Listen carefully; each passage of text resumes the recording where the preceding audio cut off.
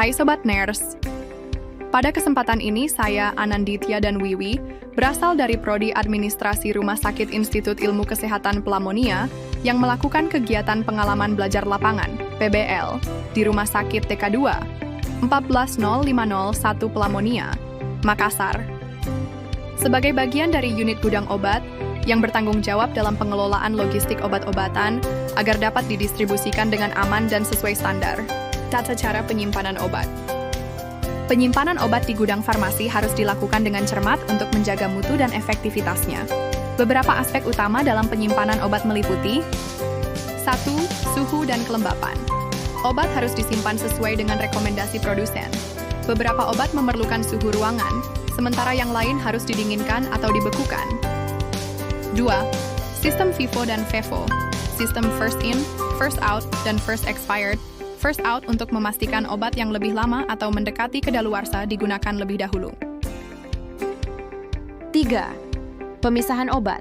Obat dikelompokkan berdasarkan jenisnya, seperti obat injeksi, tablet, salep, hingga obat narkotika dan psikotropika yang harus disimpan di tempat khusus dengan pengawasan ketat. 4. Pencatatan dan pemantauan.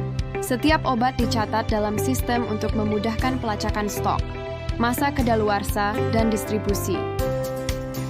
Bahan medis habis pakayata BMHP. BMHP adalah alat dan perlengkapan medis yang hanya digunakan sekali, kemudian dibuang untuk mencegah infeksi dan menjaga kebersihan. Beberapa contohnya meliputi 1. Alat medis seperti syringe, jarum suntik, dan infuset. 2. Peralatan pembalut seperti kasa, perban, dan plester. 3. Perlengkapan pelindung seperti sarung tangan, masker, dan pelindung wajah. 4. Alat tes seperti tes kit dan swab. 5. Perlengkapan kebersihan seperti apron dan tisu pembersih. 6. Penggunaan BMHP membantu melindungi pasien dan tenaga medis dari risiko infeksi silang. Oleh karena itu, penyimpanannya harus sesuai standar dan pembuangannya harus dilakukan dengan benar untuk menghindari dampak buruk terhadap lingkungan. Penyimpanan narkotika dan psikotropika. Obat-obatan narkotika dan psikotropika membutuhkan perhatian khusus dalam penyimpanannya.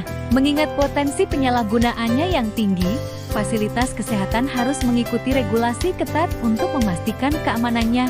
Beberapa prinsip utama dalam penyimpanan obat ini adalah 1. Tempat terkunci, seperti brankas atau lemari dengan pengamanan ganda. 2.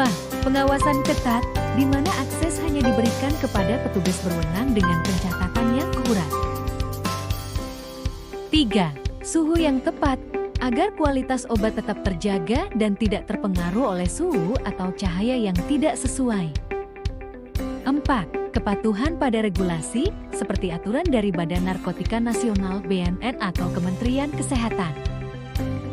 5. Penyimpanan yang benar tidak hanya memastikan efektivitas obat, tetapi juga mencegah penyalahgunaan yang dapat berakibat fatal. Distribusi obat-obatan. Proses distribusi obat juga harus dilakukan dengan cermat untuk memastikan bahwa obat sampai ke pasien dengan aman dan tepat. Tahapan distribusinya meliputi 1. Penerimaan obat. Obat yang diterima dari pemasok diperiksa kesesuaiannya, baik dari segi jumlah, jenis, maupun kualitasnya. 2. Penyimpanan.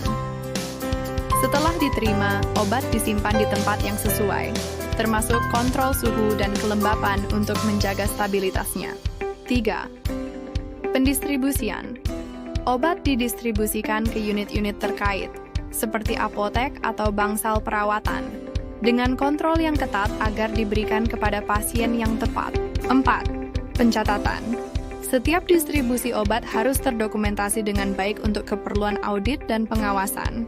Distribusi yang tertata dengan baik memastikan pasien mendapatkan obat dengan tepat waktu dan dosis yang sesuai.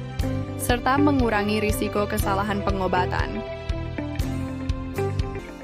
Demikian informasi singkat mengenai unit gudang obat di rumah sakit, termasuk tata cara penyimpanan dan pemusnahan obat. Semoga penjelasan ini bermanfaat dan menambah pemahaman kita semua tentang pentingnya manajemen logistik farmasi yang baik. Terima kasih atas perhatian Anda.